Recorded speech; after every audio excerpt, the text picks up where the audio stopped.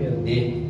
Amém, meus queridos? Amém. Eu quero compartilhar uma palavra que se encontra no livro de Atos dos Apóstolos, capítulo 12.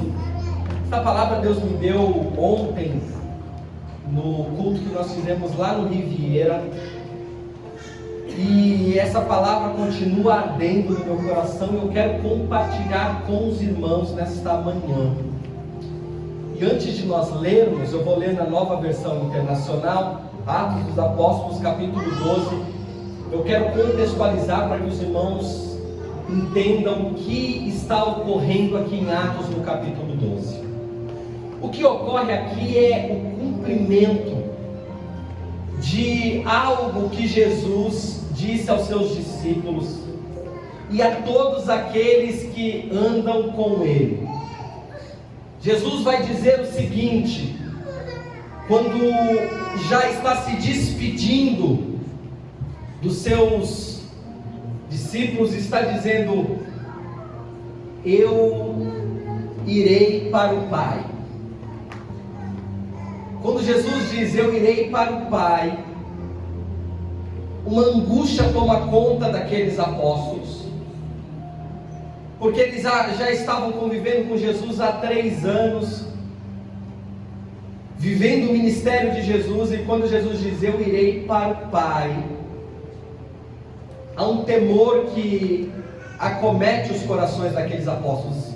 Como ficaremos, Senhor, sem a Tua presença? Como caminharemos sem o Senhor?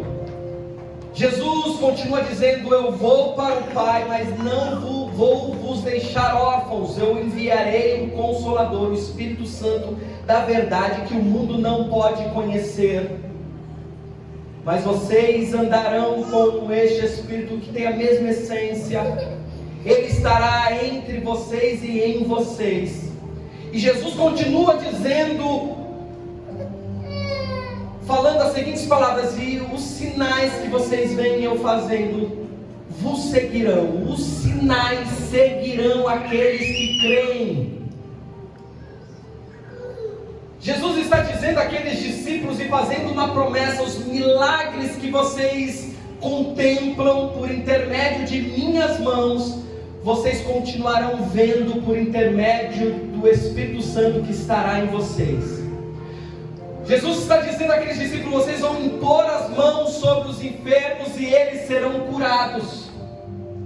Vocês imporão as mãos sobre pessoas endemoniadas, cheias de demônios, e os demônios baterão em retirada. Jesus está dizendo a esses discípulos: vocês farão e verão coisas maiores do que essas que vocês viram eu fazendo, porque os sinais seguirão todos aqueles que creem.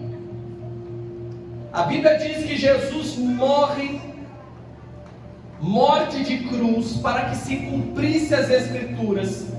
Como um cordeiro mudo, ele é levado ao matadouro. A Bíblia diz que é pregado na cruz, que ele levanta os olhos ao céu e conversa com o Senhor dizendo: está consumado. E quando ele diz está consumado, o véu que estava no templo se rasga de alto a baixo. O que é este véu, pastor? É um véu que fazia separação entre mim e Deus, entre nós e o Senhor.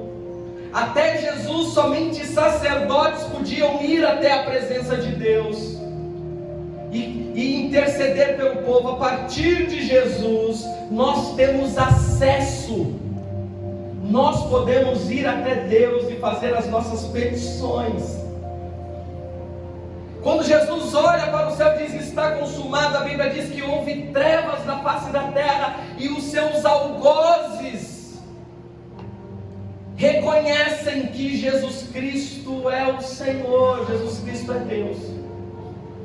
O corpo de Jesus é envolto a lençóis e colocado em uma sepultura, não como nós a temos hoje, numa gruta, numa caverna.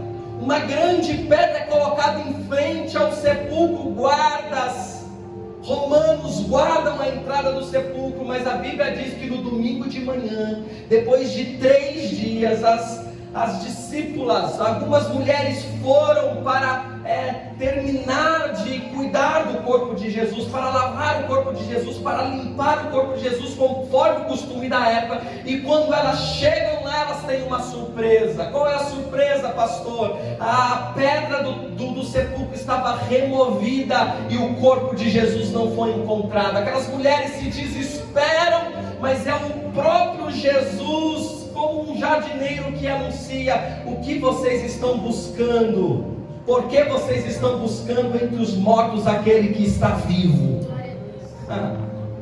A Bíblia nos relata que Deus o ressuscita dos mortos ao 3º dia, e ele vive, e depois de ressurreto ele se encontra com os discípulos e diz: eis que estarei com vocês todos os dias. Jesus é elevado aos céus, aqueles homens elevam os seus olhos para os céus, anjos se apresentam e anunciam: varões galileus, por que vocês estão olhando para o alto? Da mesma forma que vocês viram Jesus sendo elevado, vocês verão ele retornar nas nuvens. Nós iremos observar a sequência dos evangelhos, este livro de Atos dos Apóstolos. Alguns intitulam como Atos do Espírito Santo. No capítulo 2, a Bíblia diz que os crentes estavam reunidos num lugar talvez parecido com este, um pequeno lugar. Alguns crentes reuniam e oravam, ficaram em Jerusalém conforme ordenara Jesus, e eles clamavam para que o Espírito Santo fosse derramado. E em Atos 2 nós vemos o Espírito Santo sendo derramado sobre aqueles crentes sem medida. Houve um som como um vento veemente, impetuoso, encheu toda a casa. Ouviu-se entre eles línguas repartidas, e todos foram cheios deste Espírito Santo.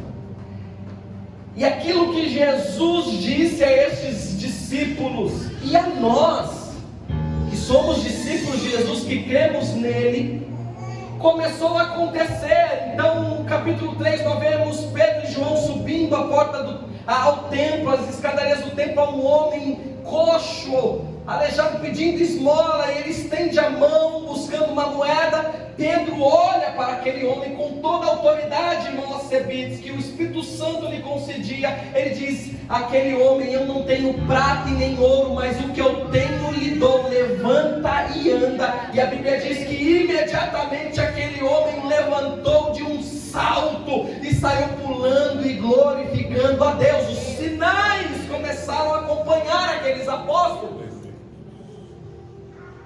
e tantos outros milagres que nós vamos observar, milagres tão estrondosos que a Bíblia diz que os enfermos eram colocados no lugar onde Pedro iria passar, e a Bíblia diz que aonde a sombra de Pedro tocava, quando a sombra de Pedro tocava aqueles enfermos, eles eram imediatamente curados. Coisas maiores do que essa. A Bíblia diz que quando o enfermo estava muito distante,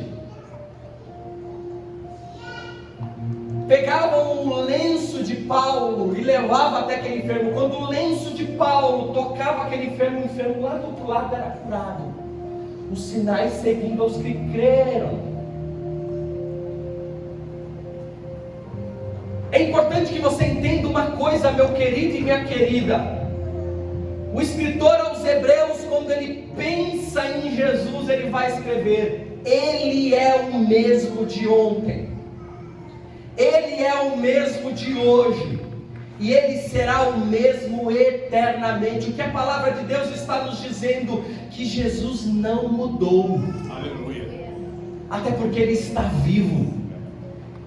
Ele tem a mesma essência, ele tem o mesmo poder, ele tem a mesma graça, e ele continua operando sinais, prodígios e maravilhas em nosso meio. Aleluia. O testemunho que nós ouvimos na vida da irmã Débora é Jesus fazendo um milagre por intermédio da fé.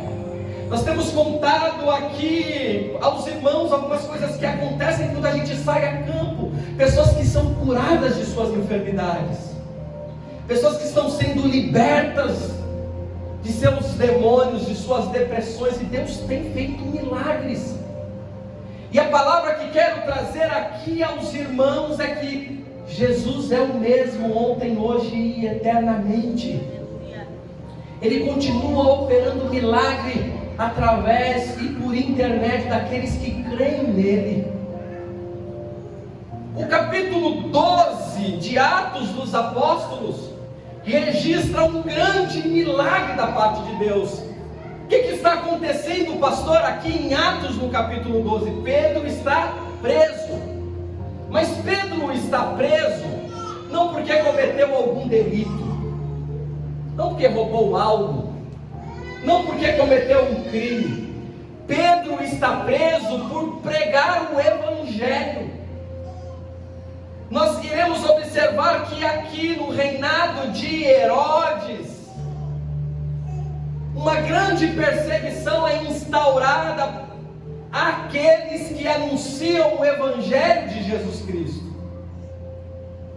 Porque aqueles primeiros cristãos não ficavam calados, eles anunciavam: Jesus que vocês mataram ressuscitou. O aleijado está andando, porque o Jesus ressurreto fez um milagre.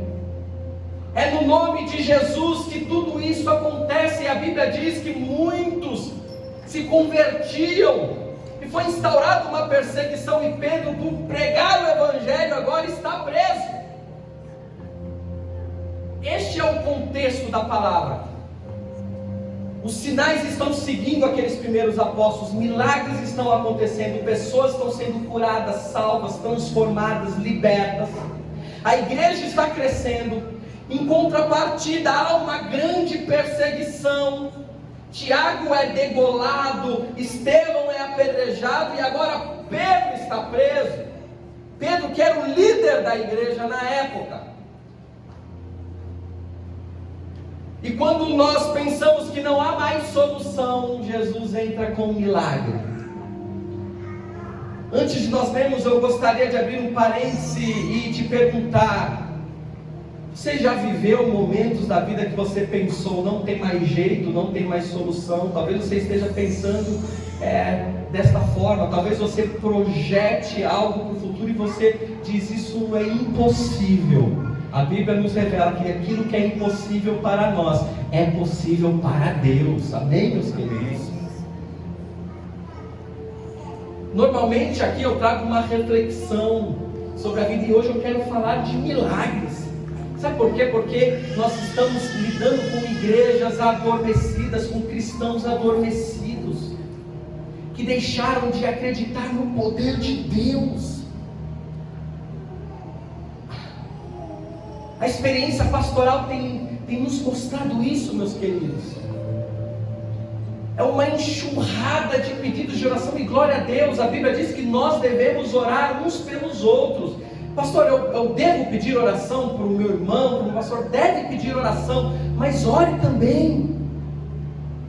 O que eu percebo é que a maioria das pessoas pedem oração porque não acreditam que a sua oração pode ser respondida. Eu quero dizer que a sua oração pode ser respondida, que o poder de Deus está sobre você, que você tem voz no reino dos céus, que os ouvidos de Jesus não estão gravados para ouvir o teu clamor.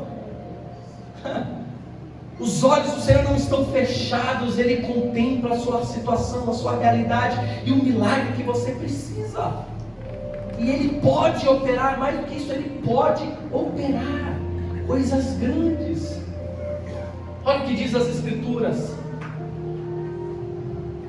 Atos dos Apóstolos capítulo 12 diz assim no primeiro versículo: nessa ocasião, o rei Herodes prendeu alguns que pertenciam à igreja com a intenção de maltratá-los. Qual era a intenção do rei Herodes? Maltratá-los. E mandou matar a espada Tiago, irmão de João. Vendo que isso agradava aos judeus, prosseguiu prendendo também Pedro, durante a festa dos pães sem fermento, tendo prendido, lançou no cárcere, entregando para ser guardado por 4 escoltas de 4 soldados cada. Herodes pretendia submetê-lo a julgamento em público depois da Páscoa. Olha que coisa, olha o que está acontecendo. Pedro é preso, algemado, e foi colocado 4 escoltas de 4 soldados. 4 vezes 4? 16. São 16 soldados guardando Pedro. Podemos dizer que Pedro estava preso em uma prisão de segurança máxima, algemado, porta da prisão fechada. Nós vamos ver 2 soldados, um de cada lado, e mais 14 do lado de fora fazendo guarda. Ninguém podia tirar Pedro de lá. Era uma prisão de segurança máxima. Versículo 5: Pedro então ficou detido na prisão, mas a igreja orava intensamente a Deus por ele. Que coisa linda é isso, meus queridos. Eu quero abrir um parêntese para dizer a força que há na união da igreja. Nós temos dito aqui, culto após culto, eu não vou cansar de dizer, se eu ficar 10 anos à frente desta igreja, 20 anos, 1 ano, o tempo que eu estiver à frente desta igreja, eu vou dizer que a igreja precisa ser família, que a igreja de Jesus Cristo anda em unidade, isto é, o teu problema é o meu problema, a tua angústia é a minha angústia, a angústia do teu irmão tem que ser a sua, a falta de solução do problema de alguém tem que ser a falta de solução do seu problema. Andar em unidade. Percebam, Pedro está preso, o que a igreja está fazendo? Orando, como? Intensamente por ele. O poder de interceder, meus queridos. A Bíblia diz, você quer um segredo? Eu vou te entregar uma chave hoje. Quer receber vitória da parte de Deus? Quer viver milagres da parte de Deus? Quer viver nova vida, novo caminho da parte de Deus? Senhor, eu quero que o Senhor traga sobre a minha vida uma nova realidade. Talvez você esteja aí dizendo, eu não consigo lidar com a realidade presente. Traga uma nova realidade. Quer uma chave? Ore por alguém. Seja um intercessor. A Bíblia diz que Jó teve a sua realidade mudada. Qual era a realidade de Jó? Jó perdeu família, Jó perdeu seus bens, Jó perdeu a sua saúde, foi acometido de uma lepra do alto da cabeça à ponta dos pés, se coçava com um caco de telha. Os amigos de Jó o abandonaram, primeiro acusaram Jó dizendo, você está passando por isso, Jó, porque você pecou contra Deus, alguma coisa está errada na sua vida. E a Bíblia diz, no final do livro de Jó, que Deus mudou a realidade de Jó enquanto este orava pelos seus amigos. Que coisa linda! Quer ter a sua vida alterada? Ore por alguém. Deus não nos chamou como pessoas egoístas, irmãos, que dobram o joelho e que faz oração só por mim, pela minha família, pelos meus filhos. Ore por alguém. E se possível, prioritariamente, antes de pedir para você, peça para alguém que você sabe que está precisando de uma oração. Isso é lindo. Isso é lindo. A igreja orava intensamente por Pedro. Oração intercessória.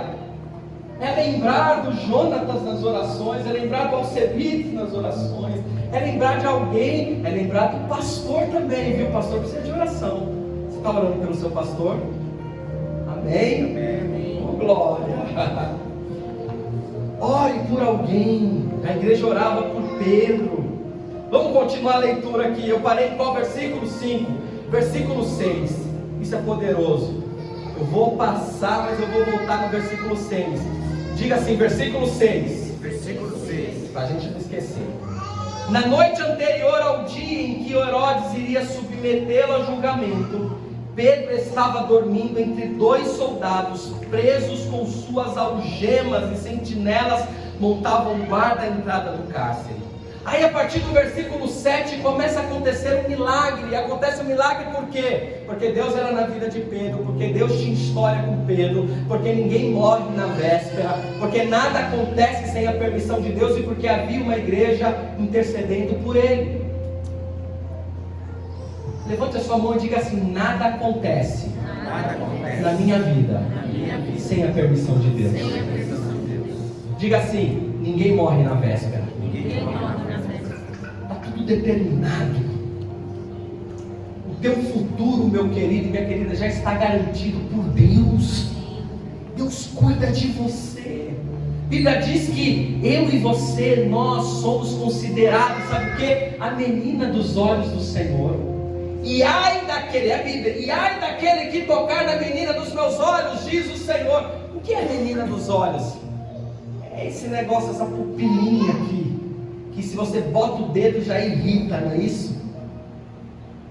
Você tem que pegar o colírio e...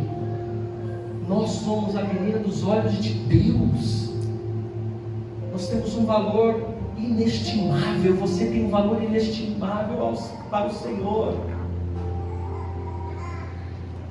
A Bíblia vai nos dizer que ainda que uma mãe se esqueça do filho do seu ventre, e antes disso a Bíblia faz uma pergunta: pode uma mãe, olha que forte é isso, pode uma mãe se esquecer do filho do seu ventre? Pode uma mãe se esquecer do filho que amamenta? Aí Deus vai dizer: ainda que esta mãe se esqueça do seu filho, eu não me esquecerei de você. Que cuidado. Mas Senhor, eu andei desgarrado, eu faço tanta besteira, eu até esqueço de orar. Eu passo semanas sem lembrar do Senhor e só vou lembrar quando o calo aperta. Jesus diz: eu não me esqueço de você. Porque o amor de Deus não é condicional ao amor que eu sinto por Ele. Deus não nos ama na mesma medida que nós o amamos, porque senão a gente estaria perdido, sim ou não? Imagina se Deus só nos procurasse, ou nos abençoasse quando tivesse algum interesse. E muitas vezes a gente age assim, a gente vai até Jesus quando a gente tem interesse em alguma coisa, queremos resolver algum problema, mas Jesus não nos trata assim, Ele nos ama. A Bíblia diz que Jesus se entregou antes da fundação do mundo, antes de você existir, antes da humanidade existir, antes de ter sido feita todas as coisas. Jesus já havia se entregado por nós. Jesus cuida de você. Nada vai acontecer sem a permissão dEle.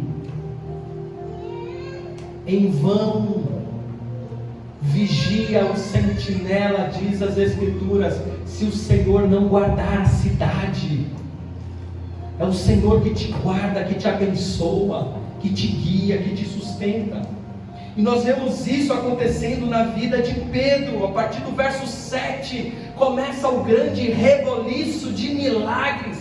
E eu já quero profetizar sobre a sua vida que haja um grande reboliço de milagres em nome de Jesus. Os sinais seguirão aqueles que crerem. E nesta noite eu venho aqui como profeta do Senhor. Nesta noite não, nesta manhã, aleluia. Eu venho aqui como profeta do Senhor para lhe dizer que você viva grandes milagres da parte de Deus em nome de Jesus.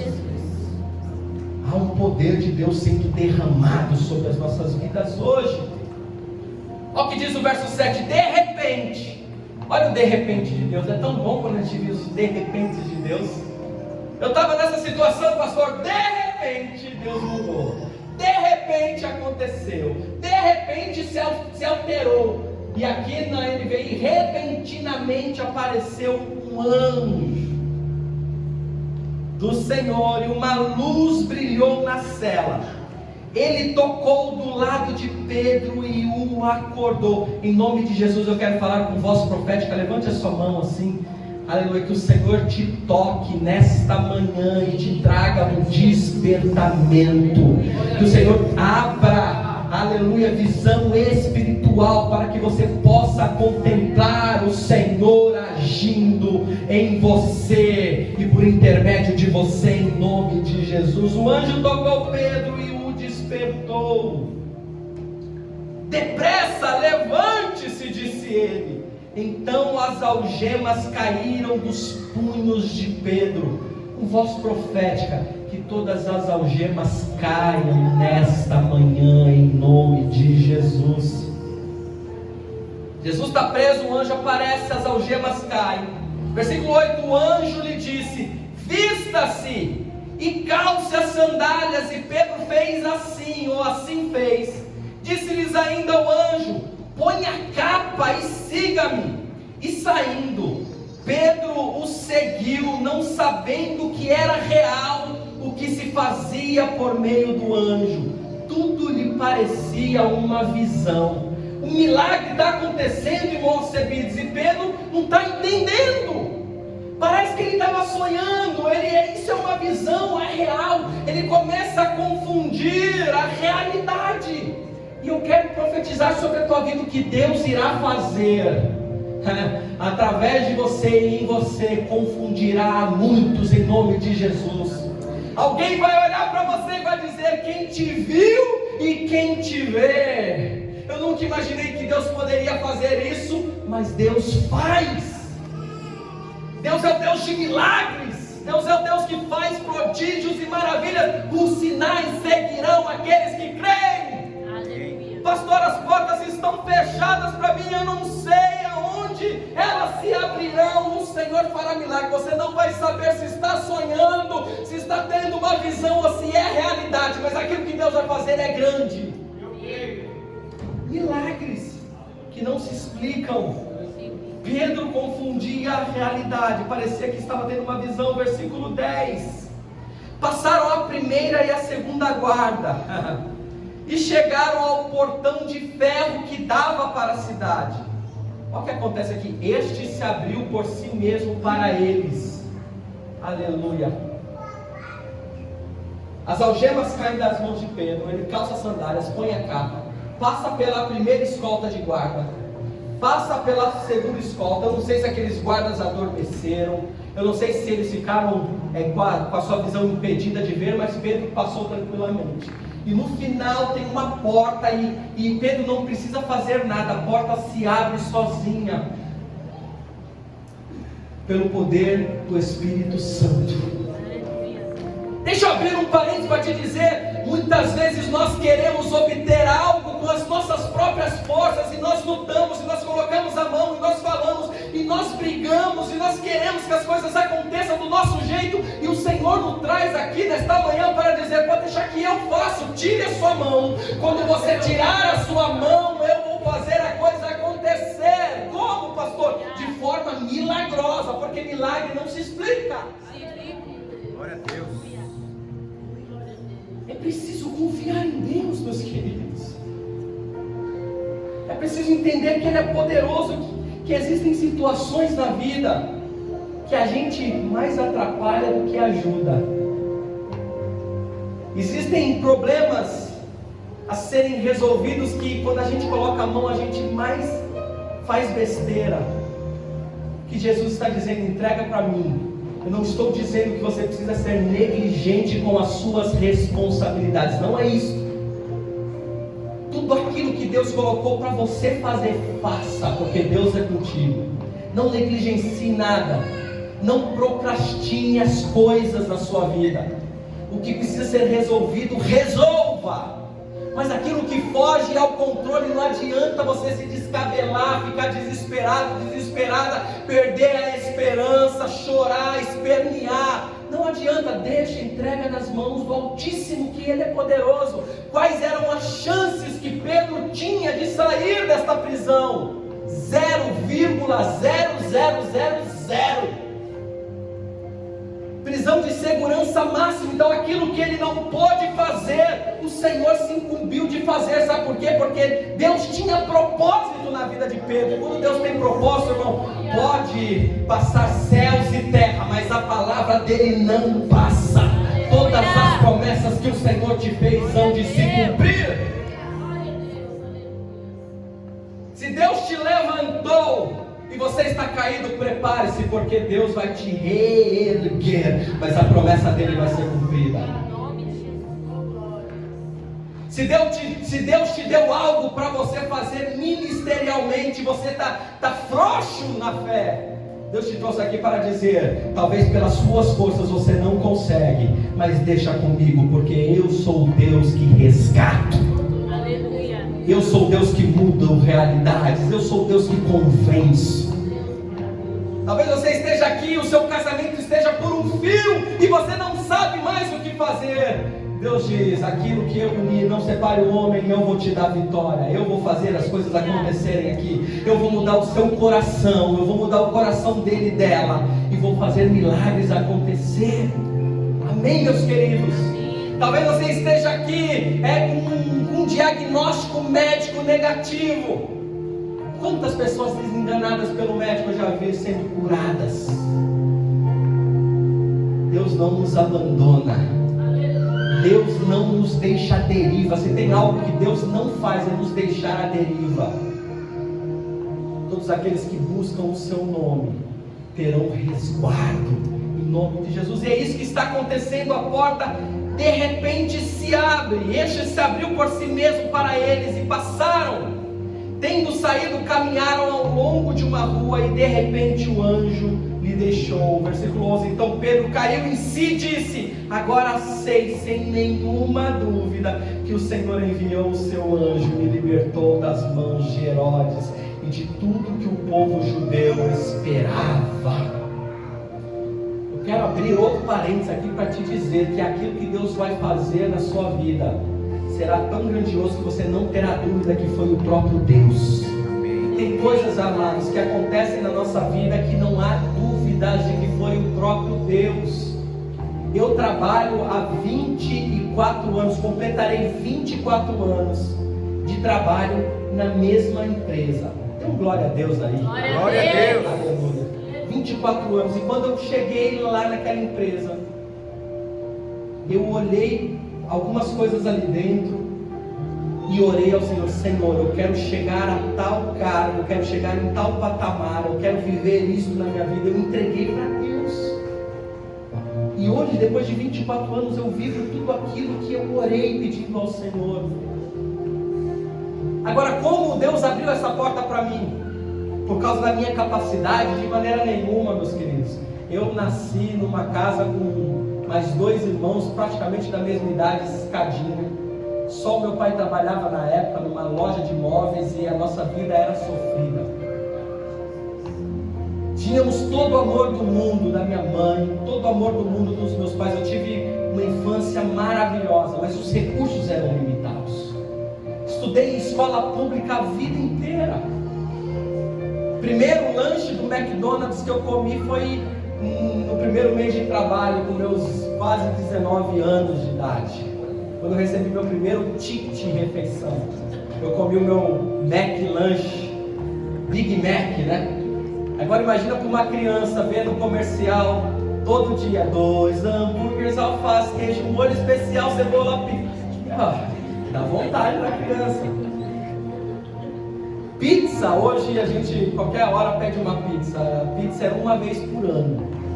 E eu me lembro até hoje, uma vez que meu pai foi até o Orelhão, né? Não tinha celular na época, essa facilidade que nós temos. Pediu a pizza e a gente sentou na calçada, os 3 filhos, a pizza não chegou. Não sei o que aconteceu com o pedido, e aquela noite a pizza não chegou, fomos dormir com vontade da pizza, mas era muito escasso. Hoje eu vejo que Deus fez coisas grandes. Lembro como se fosse hoje, num culto à tarde, culto das irmãs, a gente chamava as irmãs do círculo de oração, e naquela tarde, uma segunda-feira, meu coração angustiado, 18 anos, irmãos, eu não tinha nem curso de datilografia. Quem fez datilografia aqui? Ó, vocês estão entregando a sua idade, viu? Porque na minha época, datilografia era o ápice. Quem tinha um curso de datilografia saía na frente. Eu não tinha curso de datilografia. Então você mandava currículo e cursos extracurriculares, datilografia, né, em caixa alta ali. Então era um status. Eu não tinha curso de datilografia, não tinha condições nenhuma, mas eu cheguei ali e falei: Senhor, Lembro que eu não proferi uma palavra, em pensamento eu orei, falei: Senhor, eu preciso ouvir a sua voz hoje à tarde. Eu estou sem emprego, eu quero trabalhar, Senhor, o Senhor conhece meu coração. E comecei a conversar com o Senhor ali, dando detalhes do que eu queria, e no final ainda falei: Senhor, se não for hoje, o Senhor vai abrir uma porta de emprego para mim. Fala alguma coisa ao meu coração, diga que não é hoje, eu vou me conformar, Senhor. Se o Senhor de alguma forma me sinalizar de que ainda não é o tempo, eu vou sair daqui feliz. Mas fala comigo de alguma forma. Eu lembro como se fosse hoje, há 24 anos atrás isso aconteceu, como se fosse hoje. Irmã Helenice, filha do nosso irmão Henrique ali, mãe do nosso irmão Henrique, uma pastora abençoada. Ela pega o microfone e começa a pregar. Já tinha passado o louvor, já tinha dado oportunidade para o homem, e você na expectativa de alguém falar alguma coisa que se conectasse à minha oração, e até agora nada. E ela começa a pregar, a ministrar a palavra numa unção, num poder, falando sobre sinais, falando sobre milagres, falando sobre o poder de Deus. Uma mensagem talvez muito parecida com essa, e eu ali quietinho no meu lugar, e no final, antes dela entregar o microfone, ela olha para mim e ela diz: jovem, Deus abriu os meus olhos e me deu uma visão aqui nesta tarde.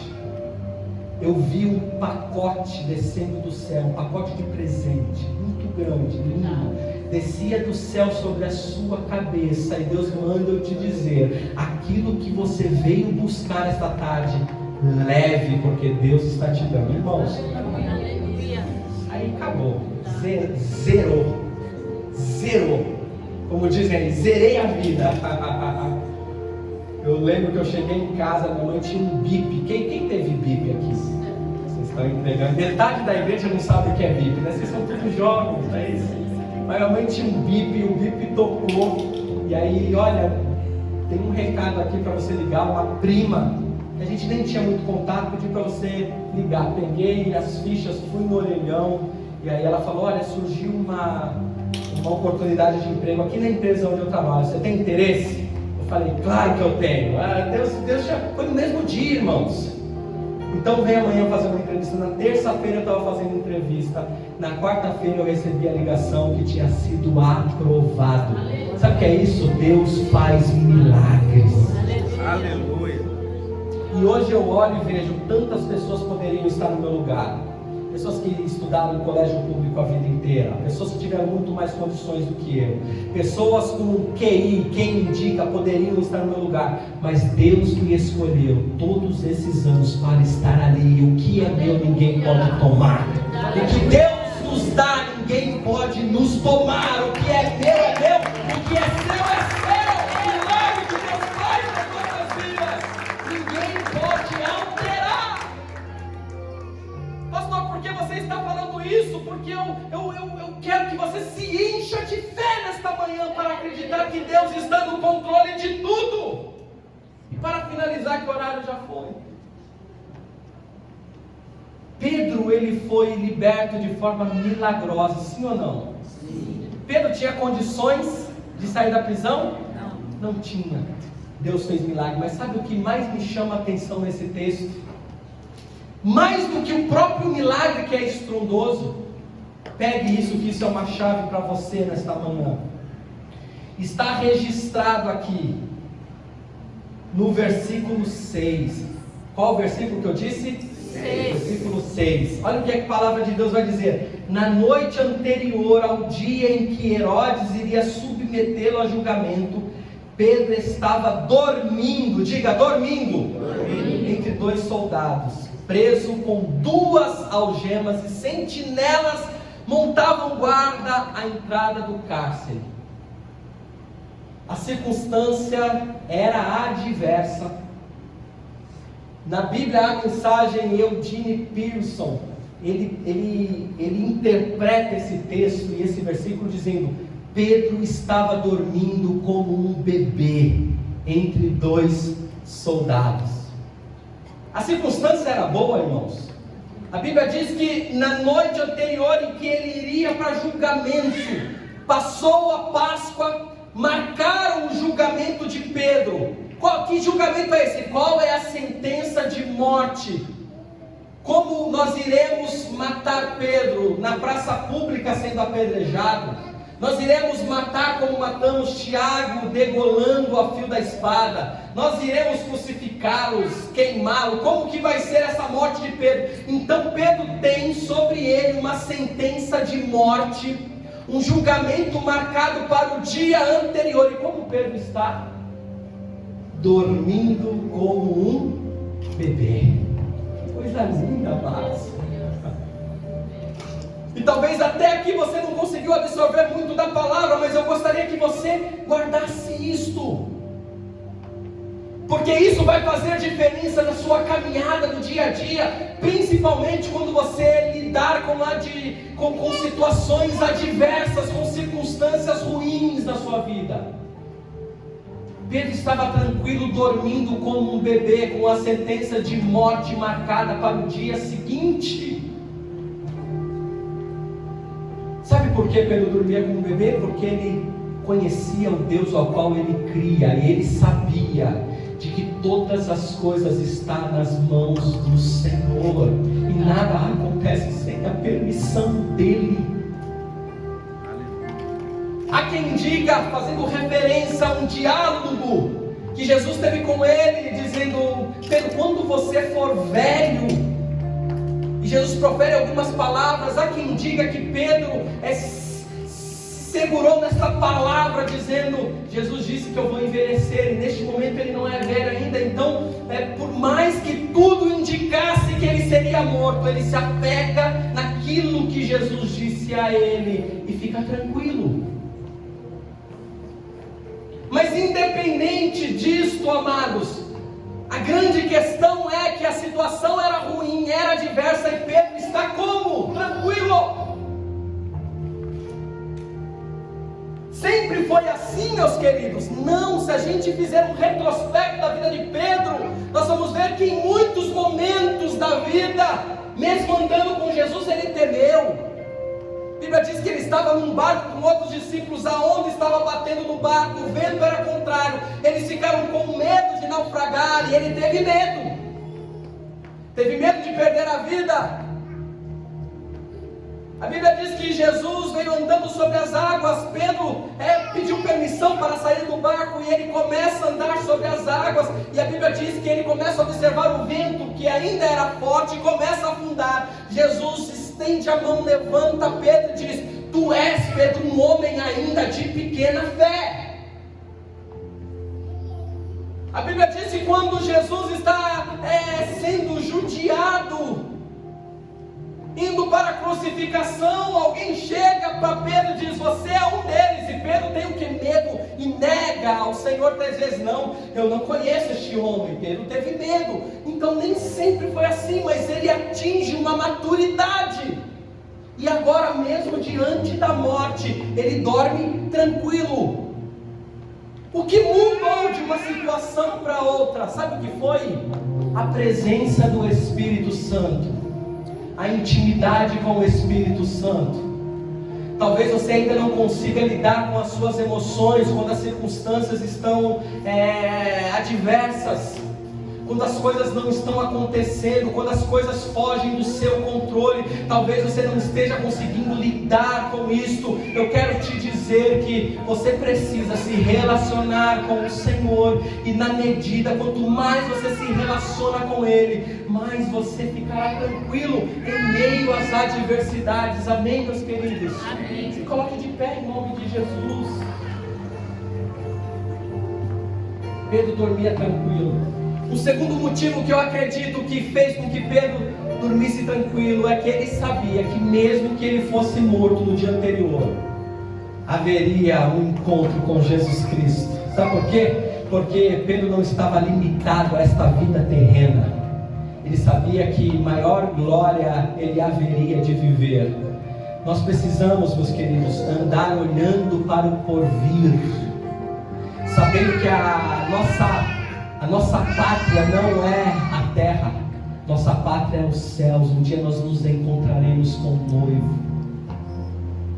Feche os seus olhos. Senhor, eu te peço, Pai, Que o Senhor possa nos dar nesta manhã o equilíbrio necessário para lidar com todas as adversidades, ó Deus. A situação de Pedro era muito difícil, impossível aos olhos humanos, impossível inclusive por aqueles que estavam orando por ele, porque se surpreenderam quando Pedro bate a porta e não estão acreditando naquilo que estão vendo. Mas Senhor, mesmo nos momentos de maior adversidade, eu te peço que o Senhor nos dê equilíbrio, que o Senhor nos dê tranquilidade e confiança de que tudo está nas tuas mãos, de que nossa vida está sendo controlada pelo Senhor. Que possamos confiar e acreditar quando a tua palavra diz que até o cabelo das nossas cabeças estão contados.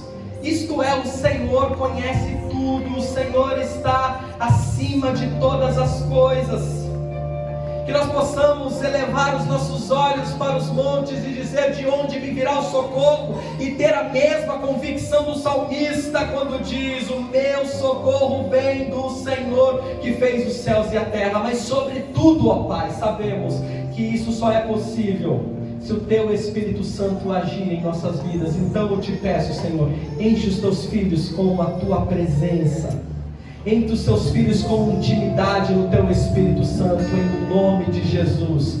Que nós possamos receber este Santo Espírito para a glória do Teu santo e poderoso nome. Diga amém. Amém. Glória a Deus, meus queridos. Quero fazer mais uma oração nesta manhã. Coloca a mão no seu coração. Talvez você esteja aí neste culto dizendo: Senhor, eu preciso mais de Ti. Talvez você esteja aí dizendo: eu preciso voltar a seguir os Teus caminhos. Eu estou afastado. Eu me sinto longe da Tua presença. Eu me sinto longe. Eu quero voltar ao primeiro amor. Talvez você esteja aqui e já entendeu que desde o primeiro louvor, tudo que foi dito é: seja íntimo do Senhor, esteja perto dele, esteja com ele. Então eu te convido a fazer uma oração aí no seu lugar, dizendo: Senhor, eu quero entregar a minha vida a Ti inteiramente. Eu não quero mais andar por vistas, eu quero andar de acordo com a Tua vontade. Eu quero andar na Tua presença. Senhor, eu me encontro como aquela centésima ovelha que está desgarrada longe do aprisco. Mas eu sei que o Senhor é o bom pastor que dá vida pela ovelha. E eu aceito os Teus cuidados, Senhor. Eu aceito a Tua presença sobre mim. Eu aceito ser transformado e transformada em nome de Jesus. Diga amém.